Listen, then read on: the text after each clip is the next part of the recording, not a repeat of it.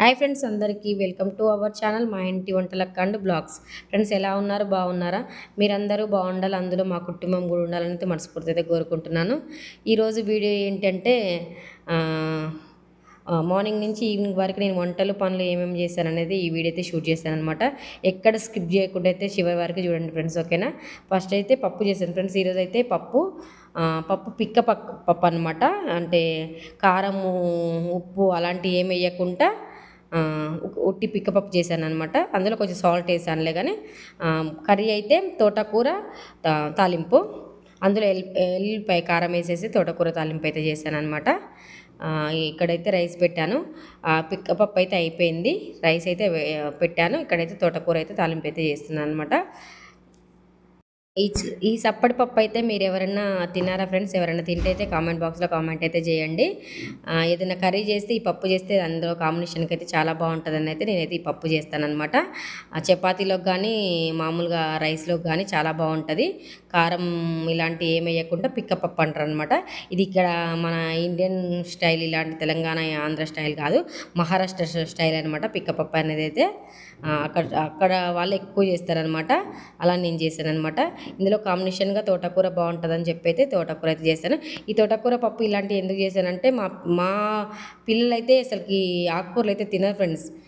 పాలకూర, తోటకూర, పుంటికూర అలాంటివి అయితే ఆకుకూరలు అయితే అస్సలకే తినరు. అందుకోసమే పప్పు చేశాను అనమాట. పప్పులో ఈ ఆకుకూర తింటారని చెప్పి అయితే నేనైతే పప్పు చేసి పప్పులో కాంబినేషన్గా అయితే ఈ ఆకుకూర అయితే చేశాను అనమాట. అస్సలకే ఆకుకూరలు అయితే చాలా దూరం ఉంటారు. మా పిల్లల్లాగా మీ పిల్లలు కూడా ఎవరైనా ఉంటే కామెంట్ బాక్స్లో అయితే కామెంట్ అయితే చేయండి.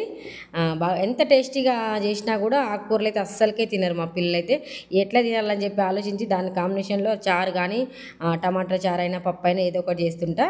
అది దాంట్లో చేస్తుంటే వీళ్ళు తినేస్తారనమాట. అలా చేస్తున్నాను అనమాట.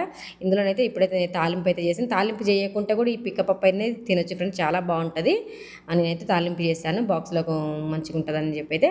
ఇప్పుడైతే పప్పు కర్రీ ఇవన్నీ అయిపోయినాయి కదా, లంచ్ బాక్స్ అయితే పెట్టేస్తున్నాను అనమాట. ఈరోజు అయితే స్నాక్స్ అయితే మిక్చర్ అయితే పెట్టాను అనమాట.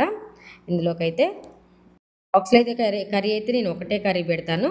కాకపోతే ఈరోజైతే తోటకూర తినరు కాబట్టి అయితే పిక్కపప్పు చేశాను కదా, పిక్కపప్పుతో సహా తోటకూర అయితే పెట్టాను అనమాట. నేను చెప్పాను అనమాట, కొంచెం కూడా కర్రీ అయితే వాపస్ అయితే తేవద్దని చెప్పాను అనమాట.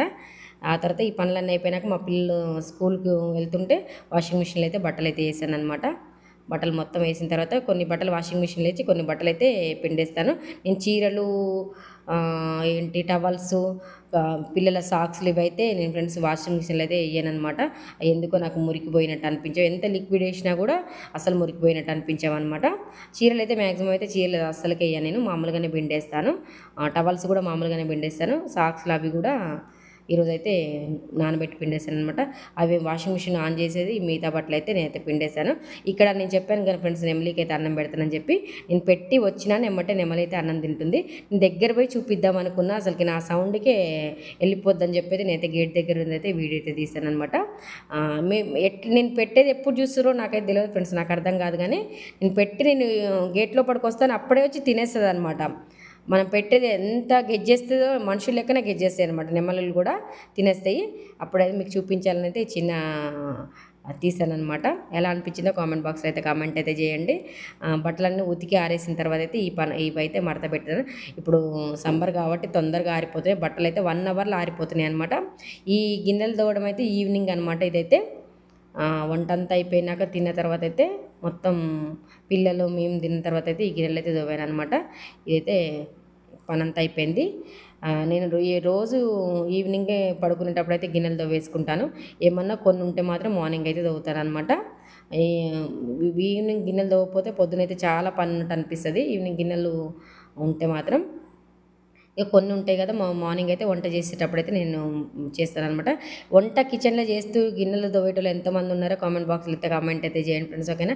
మా వీడియోలు ఎలా అనిపిస్తున్నాయో కూడా కామెంట్ అయితే చేయండి.